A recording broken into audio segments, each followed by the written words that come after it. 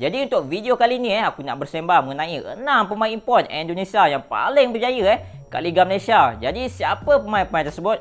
Let's check out this video. Jadi yang pertama adalah Bambang Pamungkas. Jadi siapa yang tak kenal dengan legend Selangor ni, iaitu Bambang Pamungkas. Boleh dikatakan antara import paling berjaya lah kat Selangor. Jadi Bambang menyertai Selangor pada tahun 2005 hinggalah pada tahun 2007. Jadi pada awal kemunculan beliau pada tahun 2005 beliau berjaya membantu Selangor mendapat gelaran treble, iaitu juara Liga Perdana, juara Piala FA dan juga juara Piala Malaysia. Jadi pada musim pertama beliau, iaitu di Selangor pada tahun 2005 beliau berjaya mencipta sensasi apabila menjaringkan 23 gol daripada 24 perlawanan dalam saingan Liga Perdana. Jadi sepanjang kerjaya beliau di Selangor, beliau berjaya menjaringkan 42 gol daripada 63 perlawanan. Dan selepas tamat kerjaya beliau sebagai seorang pemain, beliau pencen dan seterusnya beliau pernah menjadi seorang jurulatih untuk kelab Persija Jakarta. Yang kedua adalah Eli Aiboy. Beliau juga datang ke Selangor bersama-sama dengan Bambang Pamungkas daripada tahun 2005 hinggalah pada tahun 2007. Seorang pemain winger yang mempunyai kelebihan dengan gelecekan dan juga larian yang cukup pantas. Jadi antara kejayaan beliau adalah beliau mendapat gelaran treble pada tahun 2005, iaitu juara Liga Perdana, juara Piala FA dan juga juara Piala Malaysia. Beliau juga pernah mendapat Most Valuable Player pada tahun 2005 dalam saingan kempen Piala FA. Dan sepanjang kerjaya beliau di Selangor, beliau berjaya menjaringkan 5 gol. Dan gandingan beliau dengan Bambang Pamungkas pernah digelar Indonesia Connection, dan gandingan mereka lah yang membantu Selangor menjadi juara Piala Malaysia.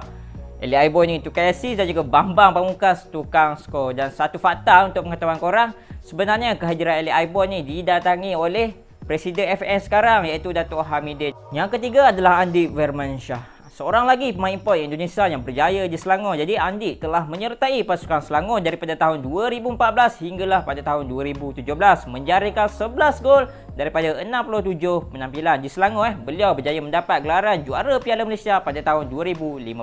Dan selepas itu pada tahun 2018 beliau telah berpindah ke pasukan Kedah, menjaringkan 2 gol daripada 13 perlawanan. Walaupun berketinggian hanya 1.63 meter, tapi larian beliau cukup laju, cukup lincah.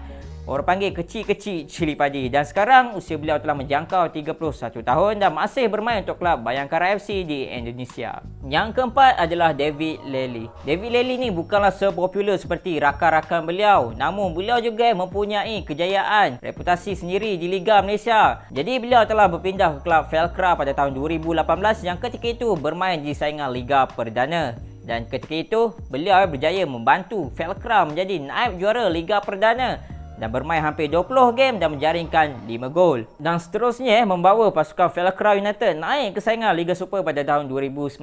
Namun sayang, disebabkan masalah kewangan, pasukan Velcra ni terpaksa dibubarkan dan David Lely pun apa lagi jauhlah daripada pasukan Velcra United ni. Dan sehingga sekarang beliau masih bermain untuk kelab Rans Nusantara di Indonesia. Yang kelima adalah Sadir Ramdhani. Sadir Ramdhani telah menyertai Liga Malaysia pada tahun 2019. Ketika itu beliau telah berpindah ke pasukan Seri Pahang. Dan sepanjang kerjaya beliau bersama dengan pasukan Seri Pahang, beliau telah menjaringkan 2 gol dan menghasilkan 3 assist. Dan selepas itu beliau tamatkan kontrak bersama Pahang dan telah berpindah ke kelab Bayangkara. Tapi disebabkan Covid, beliau hanya bermain untuk 3 game saja untuk kelab Bayangkara FC ni. Dan pada tahun 2021 beliau kembali semula ke Liga Malaysia untuk bersama-sama dengan pasukan Sabah. Kalau korang masih ingat ketika itu beliau bersama-sama dengan Coach Kurniawan. Jadi di Sabah beliau sememangnya menjadi pemain yang cukup lincah, menjadi pemain utama untuk pasukan Sabah. Sehingga sekarang sepanjang kerjaya beliau bersama dengan pasukan Sabah, beliau telah menjaringkan 12 gol dan menghasilkan 12 assist. Yang keenam adalah Jordi Amat.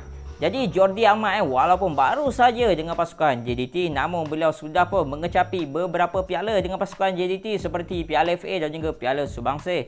Jadi dengan reputasi beliau yang pernah bermain untuk kelab-kelab besar dunia seperti Rayo Vallecano, Swansea dan juga Espanyol, memang menjadi taruhanlah untuk pasukan JDT, meletakkan beliau di benteng terakhir bersama dengan Feroz.